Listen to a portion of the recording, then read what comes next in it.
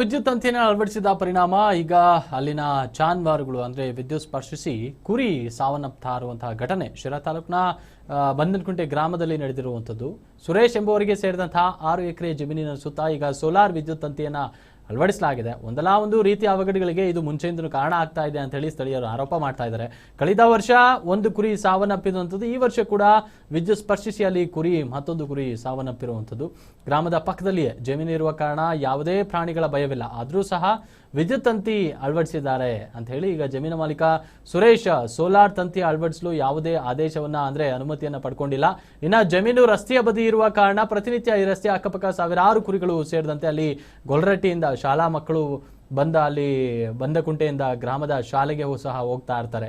ಒಂದು ರೀತಿಯಲ್ಲಿ ಒಂದ್ಸಾರಿ ಒಂದು ಮಗು ಸಹ ಕೆಳಗೆ ಬಿದ್ದು ಅಲ್ಲಿ ತಂತಿ ಸ್ಪರ್ಶಿಸಿತ್ತು ಅಂತಲೂ ಸಹ ಈಗ ಆರೋಪಗಳು ಕೇಳಿ ಬರ್ತಾ ಇದೆ. ಹಲವು ರಾಷ್ಟ್ರೀಯ ಪಕ್ಷಿ ನವಿಲುಗಳು ಕೂಡ ಈ ಭಾಗದಲ್ಲಿ ಸಾವನ್ನಪ್ತಾ ಇದೆ ಅನ್ನುವಂತಹ ಮಾಹಿತಿಗಳು ಲಭ್ಯ ಆಗ್ತಾ ಇರುವಂಥದ್ದು. ಈ ಬಗ್ಗೆ ಹಲವು ಬಾರಿ ಜಮೀನಿನ ಮಾಲೀಕನಿಗೆ ಎಚ್ಚರಿಕೆ ನೀಡಿದ್ರೂ ಸಹ ಸುರೇಶ್ ಎಂಬಾತ ಯಾವುದೇ ಕಾರಣಕ್ಕೂ ಒಂದು ರೀತಿಯಲ್ಲಿ ಜುಮ್ ಎನ್ನಿಸ್ತಾ ಇಲ್ಲ ಅಂತ ಹೇಳಿ ಈಗ ವಿರುದ್ಧ ಈಗ ಪೊಲೀಸರು ಸಹ ಪ್ರಕರಣವನ್ನು ದಾಖಲಿಸಿಕೊಳ್ಬೇಕು ಅಂತ ಹೇಳಿ ತಕ್ಷಣ ತಂತಿ ಬೇಲಿಗೆ ಈಗ ನೀಡಿರುವಂತಹ ಸೋಲಾರ್ ವಿದ್ಯುತ್ ಅನ್ನು ತೆರವುಗೊಳಿಸಿ ಜಮೀನಿನ ಸುತ್ತ ಸಾಮಾನ್ಯ ತಂತಿ ಬೇಲಿಯನ್ನು ಹಾಕಿಕೊಳ್ಳುವಂತೆ ಈಗ ಗ್ರಾಮಸ್ಥರು ಒತ್ತಾಯ ಮಾಡಿರುವಂಥದ್ದು.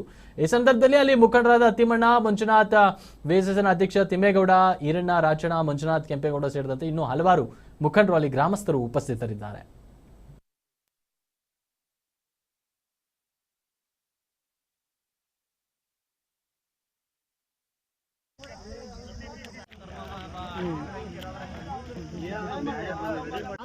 ಸ್ಕೂಲ್ ಮಕ್ಕಳು ಓಡ್ತವೆ, ಹನುಮನಹಳ್ಳಿ ಹುಡುಗರು ಓಡ್ತವೆ, ಗೊಲ್ರಟ್ಟಿ ಹುಡುಗರು, 2 ಕಡೆ ರೋಡ್ನಲ್ಲೂ ಸ್ಕೂಲ್ ಹುಡುಗರು ಓಡ್ತಾರೆ.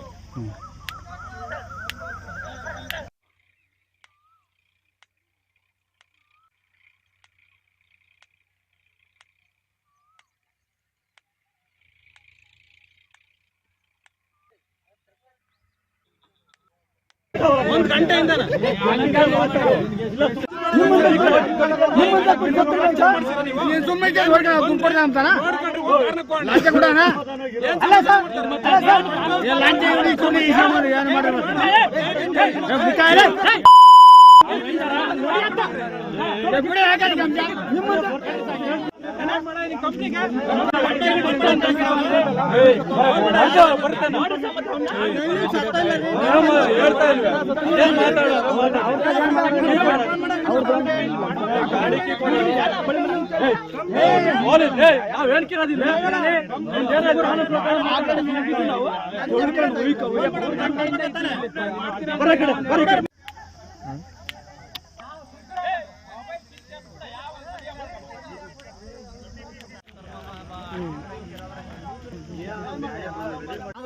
ಸ್ಕೂಲ್ ಮಕ್ಕಳು ಓಡ್ತವೆ, ಹನುಮನಹಳ್ಳಿ ಹುಡುಗರು ಓಡ್ತವೆ, ಗೊಲ್ರಟ್ಟಿ ಹುಡುಗರು, 2 ಕಡೆ ರೋಡ್ನಲ್ಲೂ ಸ್ಕೂಲ್ ಹುಡುಗರು ಓಡ್ತಾರೆ.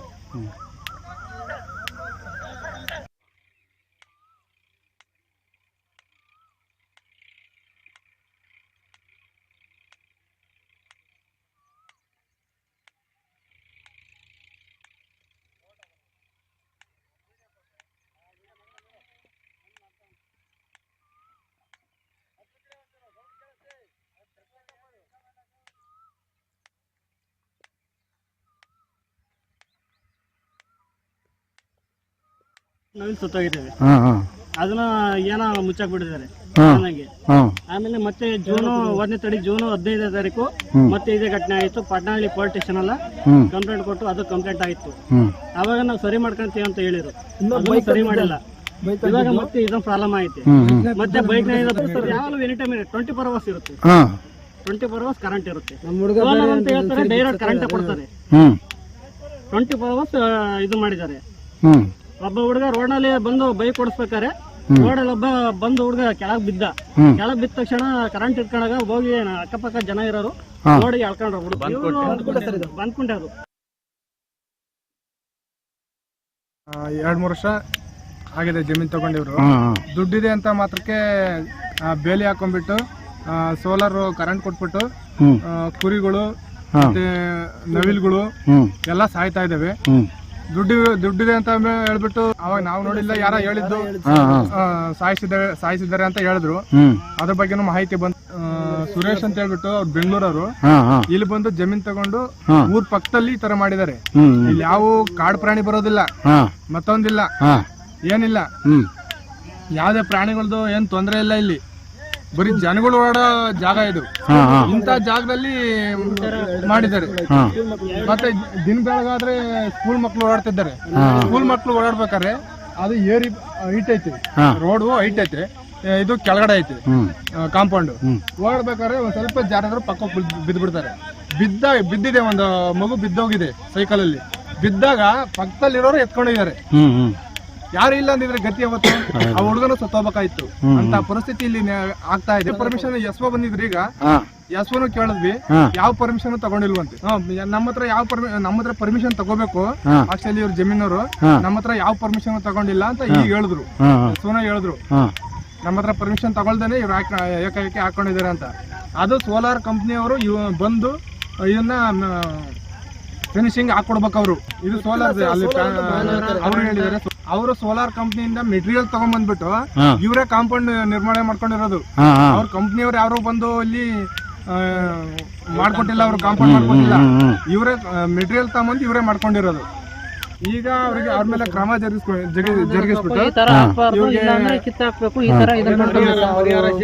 ಪರಿಹಾರ ಕೊಡ್ಬೇಕು ಅಂತ ಹೇಳ್ಬಿಟ್ಟು ಕೇಳ್ಕೊತಾ ಇದ್ದೀವಿ. ಪರಿಹಾರ ಸಹ ಸೋಲಾರ ಕರೆಂಟ್ ಇದು,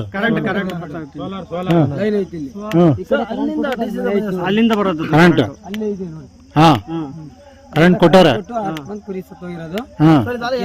ಮಾಡ್ತಾರೆ ಸರ್. ಇದು ರಾಷ್ಟ್ರೀಯ ಪಕ್ಷಿ ಮುಂತಾಗ ಸತ್ತೋಗಿದೆ, ನವಿಲು ಸತ್ತೋಗಿದೆ ಹಾ, ಇಲ್ಲೇ ಇದೆ ನವಿಲು. 2024